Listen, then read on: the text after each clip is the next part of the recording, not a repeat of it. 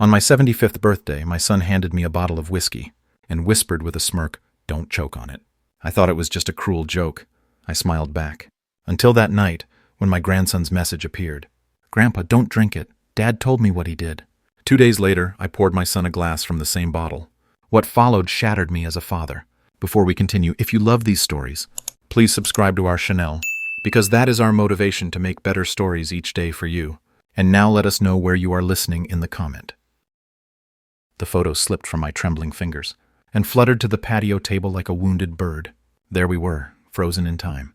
Melvin at 12, gaptothed and grinning, his arms slung around my shoulders, after we'd built his treehouse together.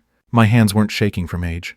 They were shaking from the memory of our last conversation 3 months ago, when he'd looked at me with those same eyes and asked when I planned to stop hoarding everything.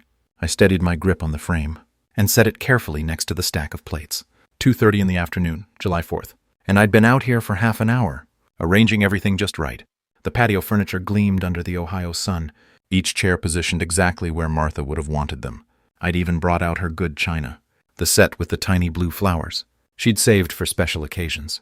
The grill hissed to life on my third attempt, flames dancing blue and orange beneath the grate. 40 years as an engineer, and I still felt that small satisfaction when mechanical things worked as intended. The charcoal would need 20 minutes to reach proper temperature. I checked my phone again. No messages, not even a happy birthday Dad text from Melvin. Back in April, he'd cornered me in the kitchen after Easter dinner. "You can't take it with you," he'd said, gesturing around the house like it was some kind of prison. "Ellen and I have been talking. We think it's time to discuss your arrangements." His voice had that careful tone people use when they think you're losing your mind. When I'd mentioned keeping the house until I was good and ready to leave it, his jaw had tightened, in a way that reminded me uncomfortably of his mother when she was angry. The bourbon glasses caught the light as I arranged them on the outdoor bar cart. Real crystal, the kind that rings like a bell when you tap it. I'd been saving these for a special toast, maybe when Melvin and I finally worked through whatever was eating at him. Today felt like the right day for new beginnings. My phone buzzed. For a moment, my heart lifted. But it was just a spam call about extended car warranties. I let it ring through to voicemail and went back to adjusting the napkin holder for the third time. The red, white, and blue napkins Martha had bought last summer were still crisp in their packaging. She'd been so excited about hosting the 4th of July. Next year, she'd said from her hospital bed, "We'll make it really special." The outdoor speakers crackled when I tested them, then filled the backyard with soft jazz.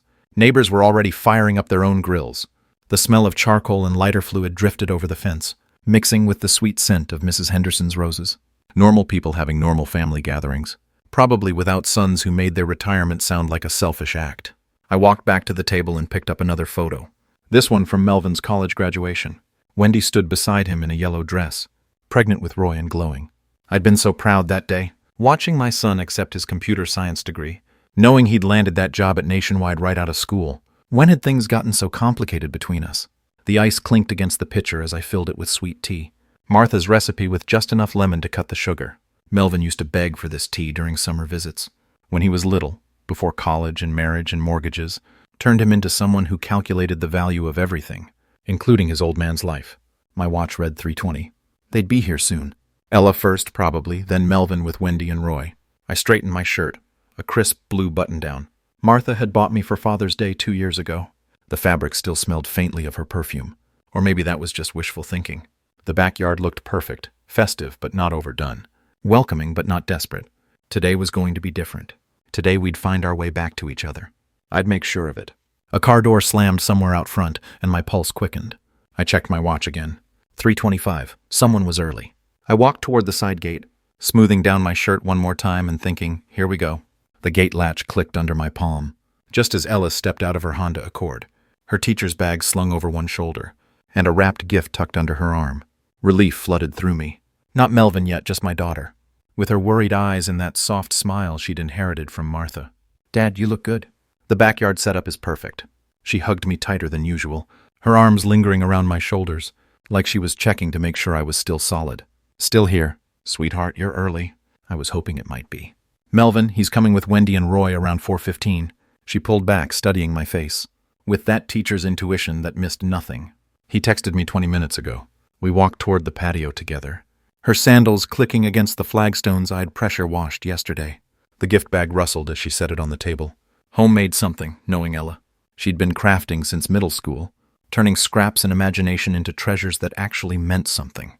Iced tea. I reached for the picture, grateful to have something to do with my hands. Please.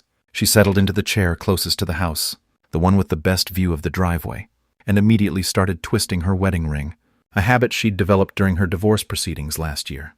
Dad, I need to talk to you about Melvin. He's been different lately. The ice cubes clinked against the glass as I poured. Different how? We had that discussion about the will, but that's normal for families. It's not just the will. Her voice dropped to that careful tone she used with difficult students. Last week at Mom's grave anniversary, he made strange comments about time running out. I handed her the glass, my own fingers steadier now with company. Honey, you're reading too much into am I? He asked me last month how long people usually live after retirement. What kind of question is that? She took a sip but kept her eyes fixed on mine.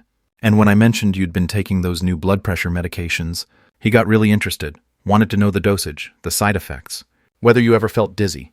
The words hit me like cold water.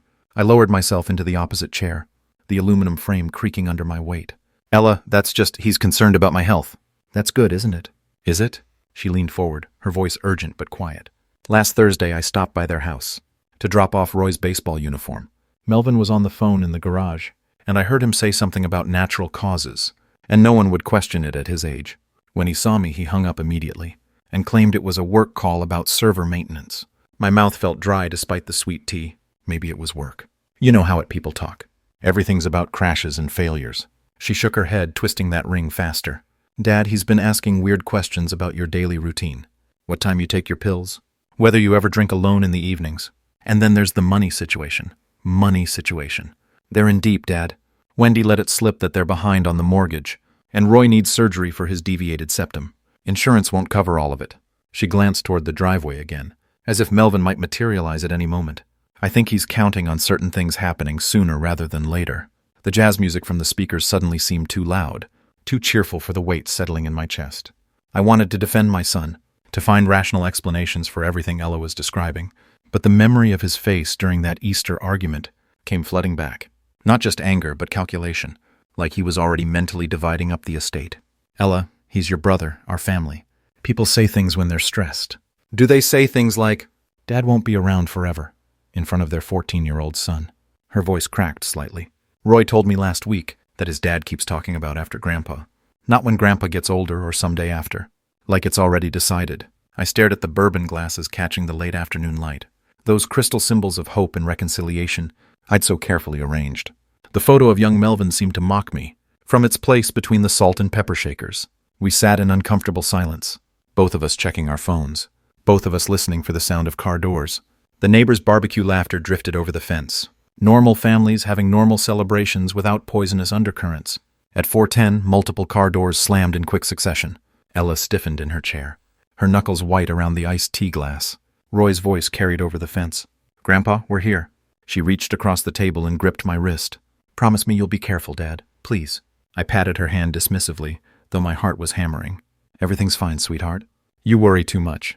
But as I stood up and straightened my shirt, I caught myself glancing at those bourbon glasses again, wondering if I was being paranoid, or just finally paying attention. Game face on, sweetheart, I said, forcing confidence into my voice I didn't quite feel. Roy bounded through the gate like a golden retriever puppy, all knees and elbows in genuine joy. Grandpa, happy birthday. I missed you so much. I caught him in a bear hug, lifting him despite the protest in my lower back. At 14, he was getting too big for this, but he laughed and squeezed tight anyway.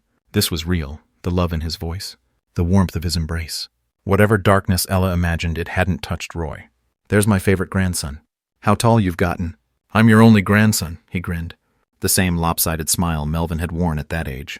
Wendy appeared next, carrying 2 covered casserole dishes, and wearing a sundress that made her look younger than her 43 years. Happy birthday, Silas. I brought your favorite potato salad. And that corn casserole you always ask for. You didn't need to go to such trouble, dear. I kissed her cheek, breathing in her familiar vanilla perfume. Wendy had always been the steady one, the peacemaker who smoothed over family tensions with homemade food and genuine kindness. Then Melvin emerged from behind the BMW, moving with careful deliberation. He carried an elegantly wrapped bottle, the kind of presentation that screamed expensive. His smile was perfectly calibrated, warm enough to seem genuine, but his eyes remained flat, calculating. Happy birthday, Dad? He approached like he was walking through a minefield, each step measured. I got you something special. The bottle felt heavier than I'd expected. When he placed it in my hands, premium wrapping paper, silk ribbon, the works. Through the tissue, I could make out the distinctive shape of a whiskey bottle. You didn't need to. Macallan 25 year, the good stuff. His voice carried that forced enthusiasm people use when they're trying too hard to sound generous. Cost me a fortune, but hey, you only turned 75 once, right? I stared at the bottle, its weight suddenly ominous in my palms. 25-year Macallan.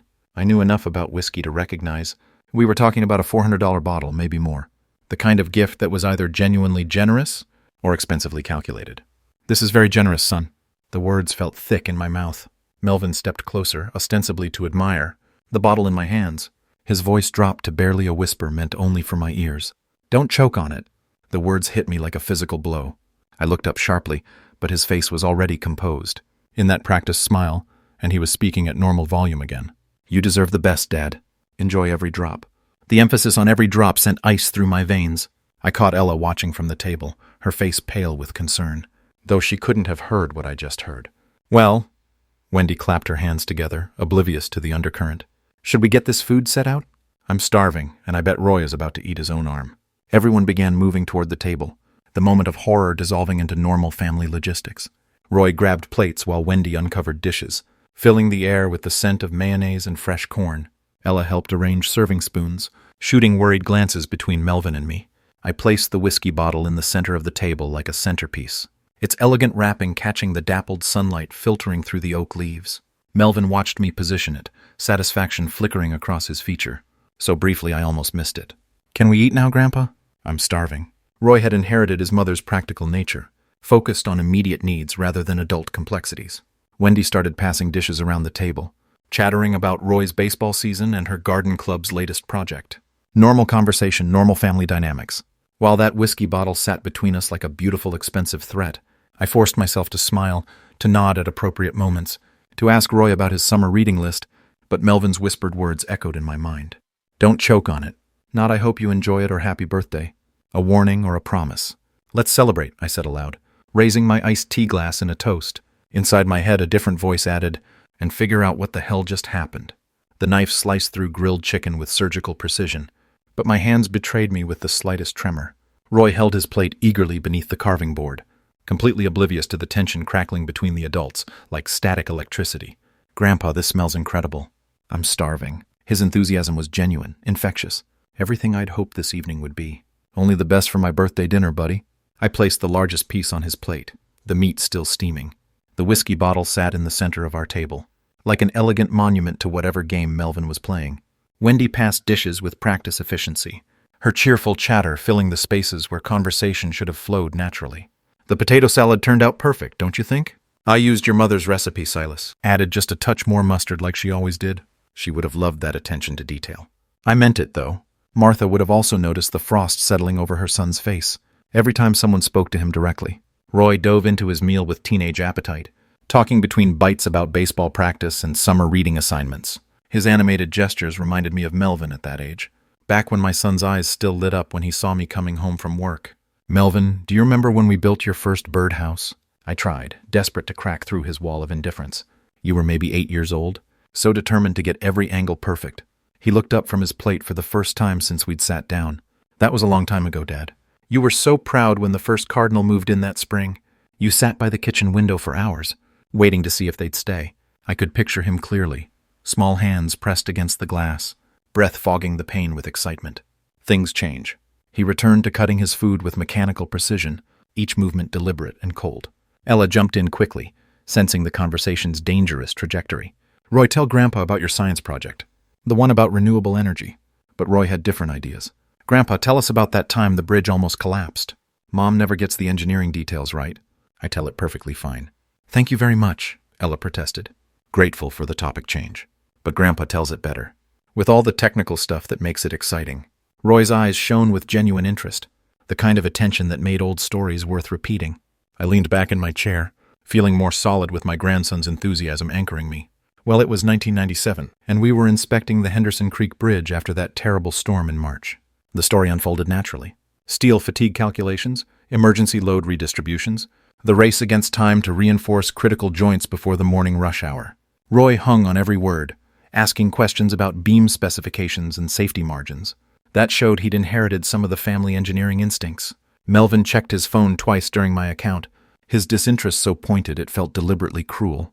Wendy listened politely while serving seconds, and Ella encouraged me with nods and follow-up questions, but I could see her watching Melvin's face, cataloging his coldness for later analysis. So you basically saved hundreds of people. Roy's voice carried that adolescent awe. That made me remember why I'd loved my work so much. I did my job, kiddo. That's what engineers do. We solve problems before they become disasters. I caught Melvin's sharp look at those words, something flickering behind his eyes that made my stomach tighten. The sun had shifted lower, casting longer shadows across our table. The whiskey bottle caught the light differently now, its crystal surface throwing fractured rainbows onto the white tablecloth. Beautiful and somehow ominous, like everything else about this birthday that wasn't going according to plan. Can I have some of that special whiskey, Grandpa? Just a tiny sip for your birthday. Roy's innocent question hit the table like a dropped glass. I reached toward the bottle automatically, then caught Melvin's sharp, predatory look and froze mid-motion. Maybe when you're older, buddy. The words came out strained, uncertain. Melvin's expression relaxed slightly, satisfaction replacing alert tension. Ella stood abruptly, gathering empty plates with sudden efficiency. Well, this was lovely, but we should probably— You don't need to clean up, honey, I protested weakly. But Ella was already in motion, stacking plates with the methodical purpose of someone who needed busy work to process complicated emotions. It's no trouble, Dad. She balanced 3 plates in one hand, while reaching for serving spoons with the other. Besides, many hands make light work. Roy groaned dramatically from his chair. Do we have to leave already? I don't want to go yet. Can I sleep over? Please, Grandpa. The hope in his voice nearly broke my heart. Next time, buddy. Maybe next weekend if your parents say yes. I ruffled his hair, memorizing the feel of it beneath my palm. I'll even make those chocolate chip pancakes you love.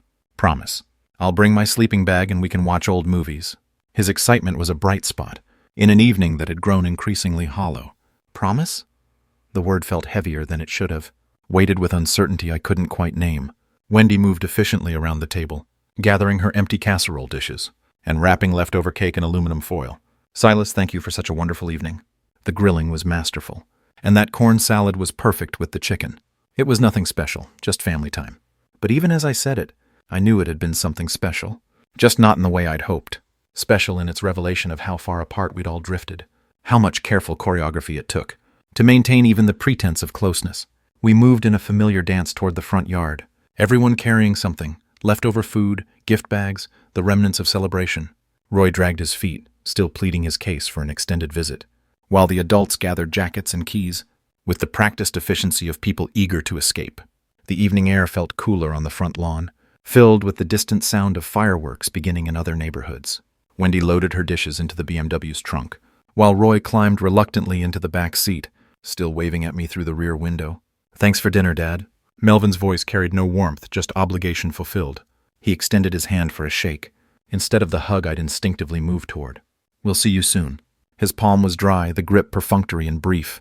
Son, I hope we can talk more next time. Really talk, I mean, about everything. Sure, whatever. He was already turning toward the driver's seat, eager to put distance between us. Ella lingered, her keys jingling nervously in her hand. Dad, call me tomorrow, okay, just to check in. I'm fine, sweetheart. Stop worrying about your old man. I forced lightness into my voice, though her concern was starting to feel prophetic rather than paranoid. I can't help it. That's what daughters do. She hugged me tighter than usual, her face pressed against my shoulder for an extra moment. When she pulled back, her eyes were bright with unshed tears. I love you, you know that. I love you too, baby girl. Drive safe. 2 cars pulled away from my curb in succession, Melvin's BMW disappearing quickly around the corner without a backward glance, Ella's Honda following more slowly, her hand waving through the driver's window until the darkness swallowed both vehicles. I stood alone in my front yard, porch light casting a yellow circle around my feet, listening to the silence that rushes in after departing family.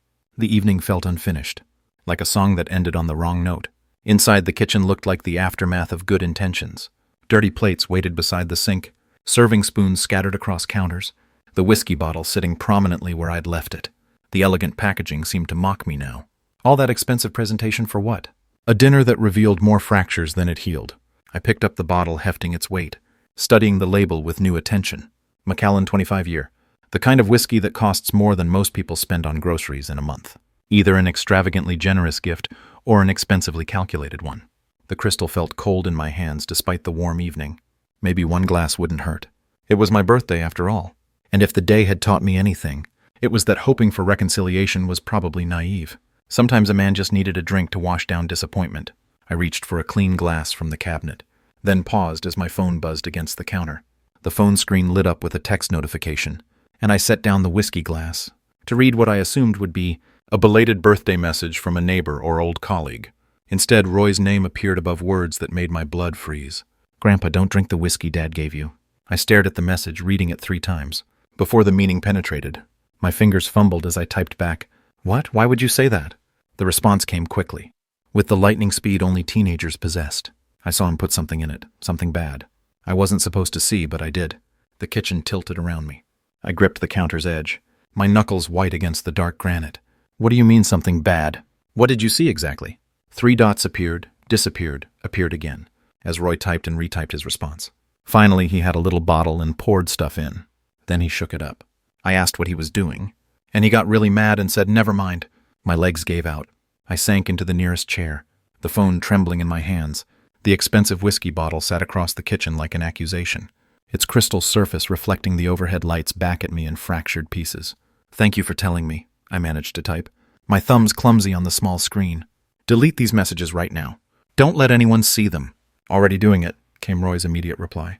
"Are you okay, Grandpa?" I was so scared. Scared? My 14-year-old grandson had been carrying this knowledge for hours. Watching his father give poisoned whiskey to his grandfather, torn between family loyalty and basic human decency. The courage it must have taken to finally send that warning. "I'm okay now, thanks to you. You're a brave boy. This stays between us." I forced steadiness into my words, despite the earthquake happening inside my chest. "I love you, Grandpa." Those 4 words hit harder than any physical blow. "I love you too, son. More than you know." I set the phone down and stared across the kitchen at Melvin's gift. The bottle that had seemed elegant before now looked sinister, its expensive wrapping paper like funeral garb. My son, my own flesh and blood, had tried to poison me. On my 75th birthday, in front of his own child, the room felt too small suddenly, walls pressing in, as the full weight of betrayal settled over me. I moved to the living room, needing space to process what Roy had revealed. Every detail from dinner took on new meaning. Melvin's cold satisfaction when I'd reached for the bottle, his emphasis on enjoy every drop, the way he'd watched my reactions with predatory patience. "Don't choke on it." Not a casual comment, but a promise, a threat, a preview of what he hoped would happen when I drank alone later, when there would be no witnesses, to what looked like natural causes at my age. I slumped into Martha's old reading chair, the one with the faded floral upholstery she'd refused to let me replace. The whiskey bottle glowed under the kitchen lights, beautiful and deadly, like everything else about my son, that I'd failed to see clearly. How long had he been planning this? Was it just about money? Or had his hatred run deeper than I'd realized? And what kind of poison had he used? Something that would mimic a heart attack, probably, or a stroke? Something that would let him play the grieving son at my funeral? While secretly celebrating his inheritance, my phone lay silent beside me, all evidence of Roy's warning erased. The boy had risked everything to save me, while his father had smiled and shaken my hand, after literally handing me death in an expensive package. I whispered to the empty house, "What am I going to do now?" The question hung in the air like incense, heavy and unanswered. My 75th birthday had become the day I learned my son wanted me dead, and the only person who tried to save me was a 14-year-old boy caught in an impossible situation. I stood up slowly, my joints protesting, and walked back to the kitchen. The whiskey bottle seemed to pulse with malevolent energy as I approached it, no longer a gift, but evidence of attempted murder. I picked it up carefully, as if it might explode, and held it up to the light, wondering what deadly substance lay hidden in that amber liquid. That had cost my son $400 and whatever remained of his soul. Sleep had been impossible. I'd spent the night staring at that whiskey bottle, Roy's warning echoing in my mind like a prayer. I couldn't stop repeating. By 8 a.m. I was dressed and researching forensic laboratories online, my engineering background demanding concrete evidence before I could accept the unthinkable truth about my son. The Ohio Forensic Lab occupied a sterile building downtown, all glass and steel. That reminded me of the corporate offices, where I'd once presented structural analyses to skeptical clients. I carried the whiskey sample in a sealed mason jar, the amber liquid sloshing gently, as I walked through automatic doors into an environment that smelled of antiseptic and determination. "What type of analysis are you requesting, Mr. Mills?" The technician, a young woman with kind eyes and a professional demeanor, didn't seem fazed by a 75-year-old man. "Requesting poison detection on expensive liquor. I need to know if anything has been added to this whiskey." "That shouldn't be there." My voice was steady, but my hands trembled slightly as I set the jar on her counter. Suspected adulteration. We'll run a full toxicology screen. Should have results in about 3 hours. 3 hours. I filled out paperwork with the careful precision I'd once applied to bridge specifications. Every detail documented for what might become legal evidence. Chain of custody forms, contact information, payment processing. The bureaucracy of discovering your son tried to murder you. The waiting room featured uncomfortable chairs and outdated magazines I couldn't focus on reading. Coffee sat untouched in a paper cup, while I rehearsed conversations I might need to have, depending on what the analysis revealed. Part of me still hoped Roy had been mistaken, that some innocent explanation would emerge for what he'd witnessed. Mr. Mills? The technician's voice cut through my circular thinking. We have your results. I followed her into a small consultation room, where computer monitors displayed colorful charts and technical data that meant nothing to me. She settled behind her desk with a manila folder, her expression professional but concerned. We found a sedative compound in your sample, specifically a benzodiazepine derivative. The concentration is approximately 15 milligrams per fluid ounce. My chest tightened. How dangerous is that? In this concentration consumed regularly by someone your age? Very serious. We're talking about potential respiratory depression, cardiac irregularities, significant cognitive impairment. She paused, studying my face. May I ask how you came to suspect contamination? What would happen if someone drank this regularly? Say a glass each evening.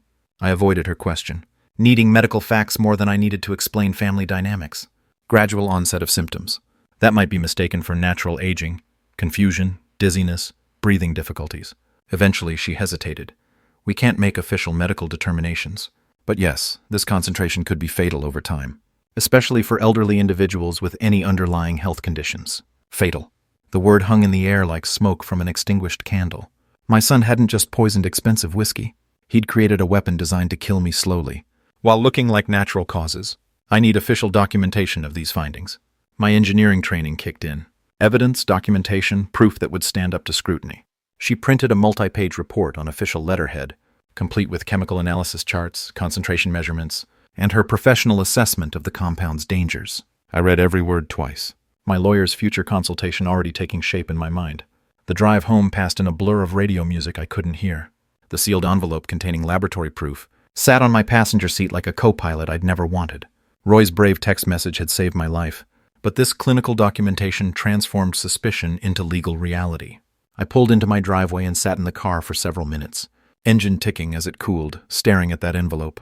45 years of raising Melvin, and it had come to this laboratory analysis proving he wanted me dead. Time to remember everything I'd sacrificed for that boy. Time to understand exactly what his betrayal had cost us both. The living room looked like a forensic accountant's office by 3:00 p.m. Photo albums sprawled across the coffee table. Alongside manila folders stuffed with receipts, canceled checks, and loan documents, I'd preserved with the methodical care of a man who believed family investments mattered. I'd spent 3 hours after returning from the lab, systematically gathering evidence of my generosity, pulling files from desk drawers, retrieving boxes from closets, assembling a chronological record of everything I'd given my son over 24 years of unconditional support. The university folder was thickest. Ohio State engineering tuition receipts from 2001 through 2005, each semester paid in full, despite the overtime shifts I'd worked to cover. Costs my salary couldn't absorb. $127,000 in education expenses documented down to the last textbook reimbursement. I found the photo from Melvin's graduation day, both of us grinning in the May sunshine, his cap slightly askew, my face radiating the pride that made every extra hour worthwhile. Summa cum laude, I whispered to the empty room. I was so proud I nearly cried right there in front of everyone. The mortgage documents came next. August 2008, right after the market crash, when first-time buyers couldn't get financing without substantial down payments. $32,000 from my savings account, transferred to help him secure that colonial on Maple Street. The paperwork still bore my signature as co-signer, guaranteeing a loan he described as temporary assistance. Just until I get established, Dad, I said aloud, mimicking his voice from 15 years ago. I'll pay you back within 2 years, I promise. The promise had evaporated like morning mist, never mentioned again after the house closing celebration. My fingers traced the edges of credit card statements from 2015, the year his first marriage collapsed and left him emotionally shattered and financially devastated. 6 months of mortgage payments I'd covered, while he attended therapy sessions I'd also funded. $18,000 to keep him housed and sane during his darkest period. The professional networking folder was harder to quantify, but perhaps more valuable. Recommendation letters I'd written to former colleagues. Phone calls to engineering firms where my reputation carried weight. Introductions at professional conferences where handshakes opened doors. My son's resume alone couldn't breach. Frank Hartley had hired Melvin as a personal favor to me, overlooking his lack of IT management experience, because he trusted my judgment about character. The irony tasted bitter now. I'd vouched for a son who was secretly planning my murder. Recent financial rescues filled the last folder. The cryptocurrency disaster from last year, when Melvin's sure-thing investment had cratered, costing him $15,000 he'd borrowed against credit cards. Another $8,000 for the failed startup venture he'd begged me to support, promising revolutionary returns that never materialized. I calculated rough totals on my legal pad. Education, housing, crisis management, career advancement, recent bailouts, over $200,000 in direct financial support, plus invaluable professional connections and emotional availability. Whenever he needed guidance or comfort, every birthday party I'd hosted, every holiday celebration where I played generous patriarch, every grandfather duty performed with genuine love for Roy, all of it now tainted by the knowledge that my recipient had been measuring my life expectancy and planning my death. The laboratory report sat atop this mountain of evidence like a prosecutorial exhibit, scientific proof that paternal love had been repaid with attempted murder. I arranged the documents in chronological order, building a case that any reasonable person would find compelling. Martha's photo smiled at me from the mantel, her gentle expression seeming to ask how I'd missed the warning signs, how our son had learned to calculate human worth in dollars, while accepting unconditional support for decades. I reached for my appointment book from April, flipping to the pages around our inheritance discussion. My finger traced the date, April 23, 2025. Family meeting discussed will and estate planning. Melvin requested urgent discussion. That conversation had been the catalyst, the moment when reasonable family planning had transformed into something darker. I could still see his face across this same living room, the desperation masked as entitlement, the barely concealed anger when I'd refused to alter Martha's carefully planned distribution. That's when this all started, I whispered, opening the appointment book to that exact page. The memory pulled me back to that spring afternoon, when I'd still believed my son was capable of patience, honor, and love. April 23, 2025. The date stared back at me from my appointment book, in my own careful handwriting. Family meeting, discuss will and estate planning. Melvin requested urgent discussion. I could almost smell the spring air that had drifted through these same living room windows 3 months ago, when I'd still believed family problems were solvable through conversation and compromise. Melvin had arrived 20 minutes early, unusual for someone who typically ran late to family gatherings. He'd worn his good navy suit, the one Wendy had bought him for company presentations, and carried himself with the formal tension of a man preparing for an important business meeting. Dad, thanks for making time for this. His handshake had been firm but damp, nervous energy radiating through his carefully controlled demeanor. I know estate planning isn't the most comfortable topic. We'd settled into these same chairs, him on the sofa, me in Martha's reading chair where I sat now, surrounded by evidence of his betrayal. For the first 15 minutes, conversation had flowed naturally. Roy's baseball season, Wendy's garden club activities, his latest projects at work. Then his posture had shifted, shoulders squaring like a soldier preparing for battle. Dad, we need to talk about your will. What about it? Everything's handled through Morrison and Associates. Martha and I set it up properly years ago. I'd been genuinely puzzled. Seeing no reason to revisit carefully made plans. That's just it. I think it needs updating. Modern estate planning. You know, tax implications have changed since Mom died. His voice had carried that careful tone people use when approaching subjects they know are sensitive. I should have recognized the manipulation even then. The will splits everything equally between you and Ella. That seemed fair to both your mother and me. But circumstances have changed, Dad. I'm facing some financial challenges right now. Serious challenges. That admission had surprised me. Melvin had always projected financial success, driving newer cars than I could afford, taking family vacations that seemed expensive for a middle manager's salary. How serious? What happened to your job security? The job's fine. It's investments, cryptocurrencies, some business ventures that went bad. He'd avoided my eyes, focusing on his hands clasped tightly in his lap. I'm about $47,000 in debt, maybe more. $47,000. The number had hit me like a physical blow, but my parental instincts had immediately shifted into problem-solving mode. Son, we can work through this. There are debt consolidation options. Maybe I can help with some immediate pressure. That's not enough, Dad. I need you to change the will. Give me a larger percentage of the inheritance. His interruption had carried a hardness I'd rarely heard from him. Desperation wrapped in demand rather than request. She doesn't need it like I do. Ella has her teaching pension, her ex-husband's alimony payments, no major debt.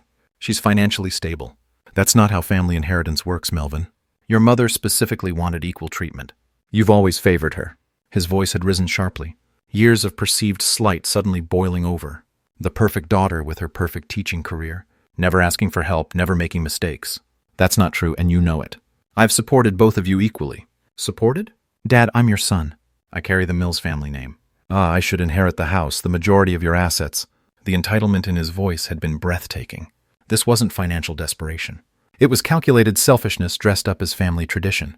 You'll inherit fairly when the time comes naturally. When will that be, Dad? When you're 90, 100?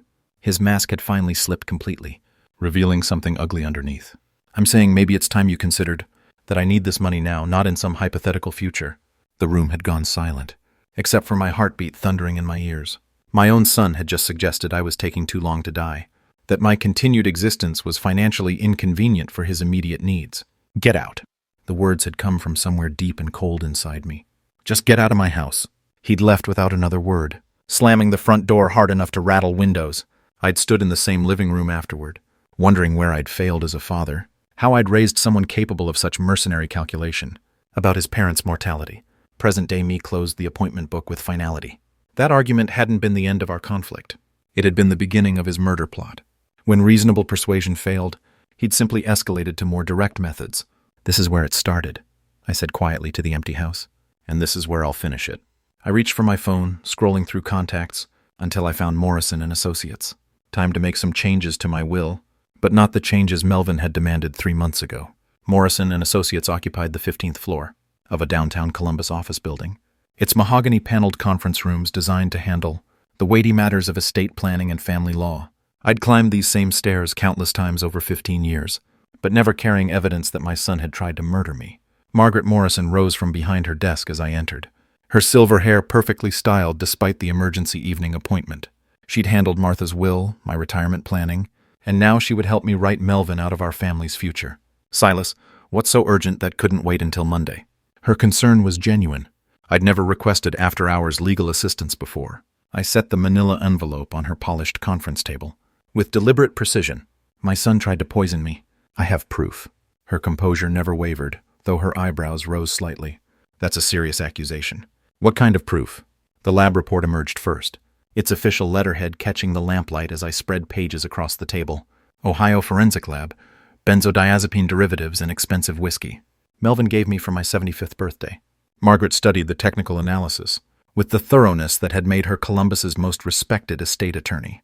This shows deliberate adulteration with sedatives. The concentration levels concentrated enough to kill me slowly if I drank it regularly. I laid out the financial documents next. Decades of support. Hundreds of thousands in assistance. A pattern of generosity repaid with attempted murder. Have you contacted police? Not yet. I want to protect my grandson first. Roy's innocent face flashed through my mind. The boy who'd risked everything to save me. Everything needs to go to him through an irrevocable trust. Margaret leaned back in her leather chair, processing the magnitude of what I was proposing. That's a significant change from your current will. Are you certain about completely disinheriting Melvin? He forfeited his inheritance when he tried to murder his father. The words came out flat, emotionless. Engineering problems required engineering solutions. I want Roy protected from his parents accessing any funds. We spent the next hour crafting legal architecture. That would ensure my grandson's future, while punishing my son's betrayal. Irrevocable trust fund, educational expense priorities.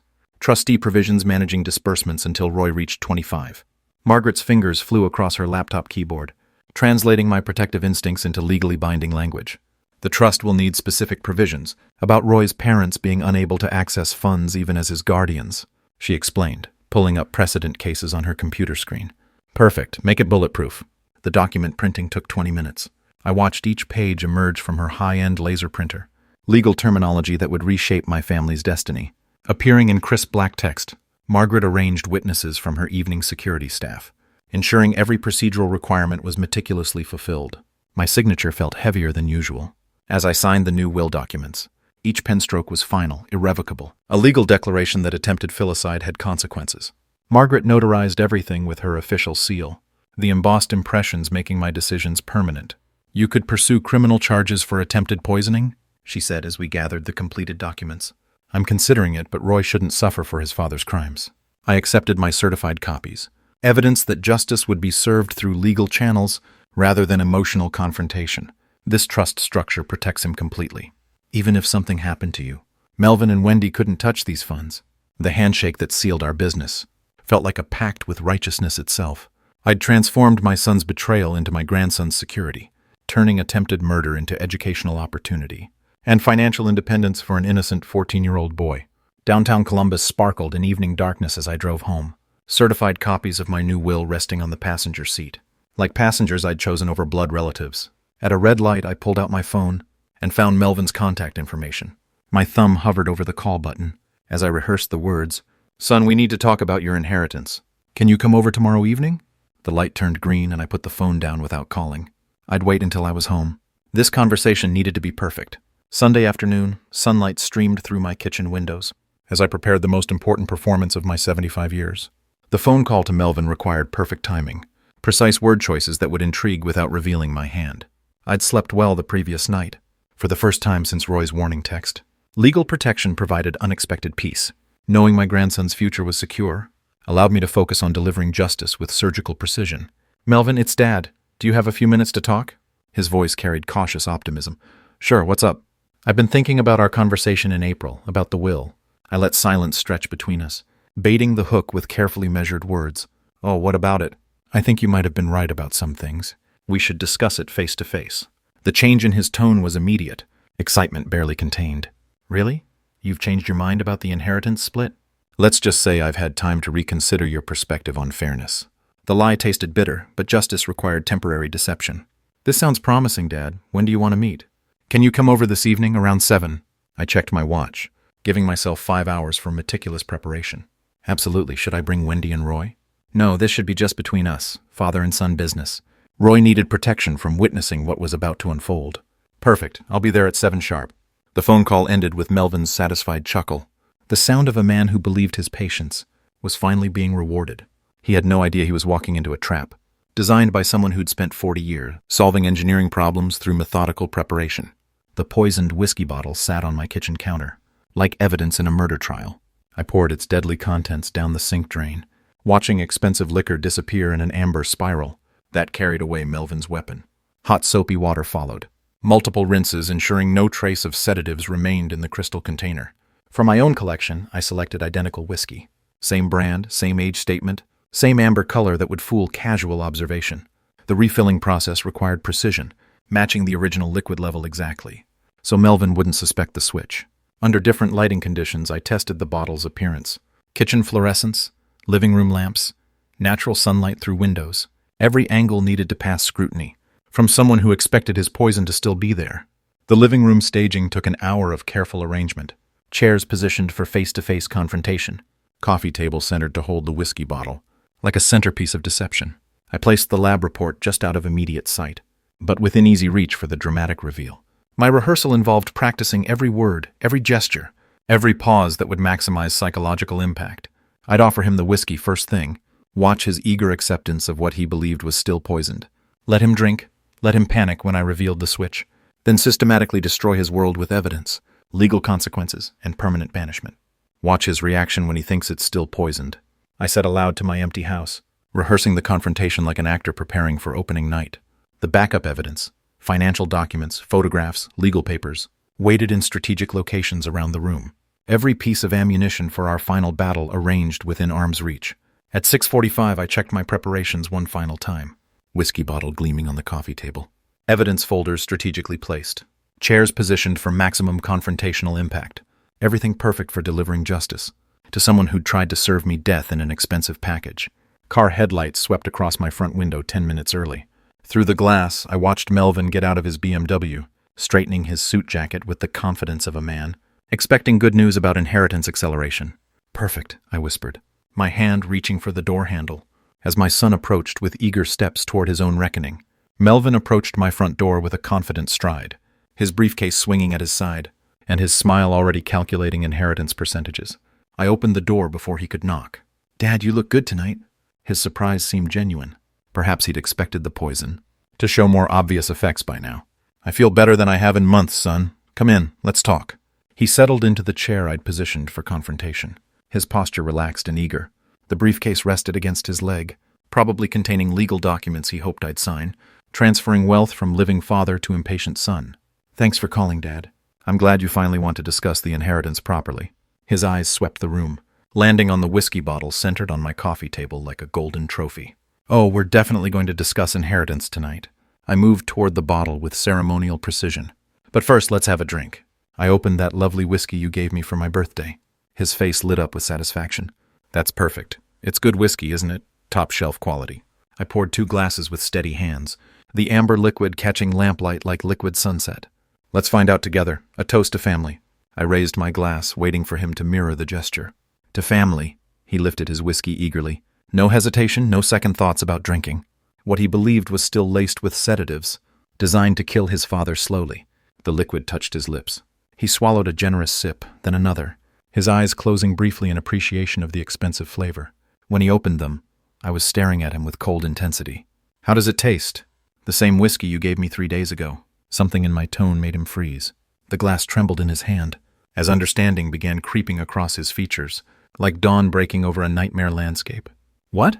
He set the glass down abruptly, liquid sloshing. What are you talking about? That whiskey you just drank with such pleasure. The one you doctored with benzodiazepine derivatives, before giving it to your 75-year-old father. His face went white. He pressed his hand to his throat, eyes wide with horror. Are you insane? Why would you let me drink? Relax, son. My voice carried the same cold precision. I'd once used to calculate load-bearing requirements for bridges that couldn't afford to fail. This is clean whiskey. I switched it out. Switched? He was on his feet now, backing toward the wall. What do you mean, switched? I reached for the manila folder beside my chair. I know about the sedatives you added. The lab report emerged like evidence in a trial. Ohio Forensic Lab confirmed it. Concentrated enough to kill me slowly, while looking like natural causes. That's impossible. He wouldn't tell. Melvin stopped, realizing he'd just confessed. Roy saved my life by warning me. Unlike his father, he still has a conscience. I spread the financial documents across the coffee table between us. 47 years I raised you. 200,000 in support over the decades. This is how you repay me? His face crumpled as the weight of exposure hit him. Dad, I was desperate. The debts, the pressure from creditors. So you decided to murder your father. I stood up slowly, my engineering background making me appreciate the structural collapse happening in my son's world. Murder me and inherit everything immediately, instead of waiting for natural death. It wasn't supposed to be murder, just acceleration. You're 75. People expect... Expect what? Expect sons to poison fathers when money gets tight? I pulled out the new will documents.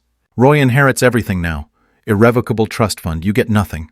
The color drained completely from his face. What do you mean everything? The house, your savings, all of it goes to your son. The grandson who saved me from your poison. I walked toward the front door, opening it wide. You have 60 seconds to get out of my house, before I call the police with attempted murder charges. He stumbled toward the door like a broken man, then turned back with desperate eyes. Dad, please. You stopped being my son the day you tried to kill me. The door closed with finality that echoed through my quiet house. Through the window, I watched him sit in his BMW for several minutes, head in his hands before finally starting the engine and driving away forever. I returned to the living room and poured myself a small glass of clean whiskey. To Roy, I said quietly to the empty house, and to Justice. My phone buzzed with a text message. Roy's name appeared above simple words. That made me smile genuinely for the first time in months. Love you, Grandpa. Justice had been served. Family had been protected. And somewhere in the distance, car tail lights disappeared into the darkness, carrying away the son I'd raised. Who'd chosen money over love, murder over patience, betrayal over family? I raised my glass one final time to Martha's photograph on the mantel. She would have been proud of how this ended, not with violence or hatred, but with protection for innocence and consequences for betrayal. The whiskey tasted like resolution. If you like this story, please like this video, subscribe to the channel, and share your impressions of this story in the comments. To listen to the next story, click on the box on the left. Thank you for watching.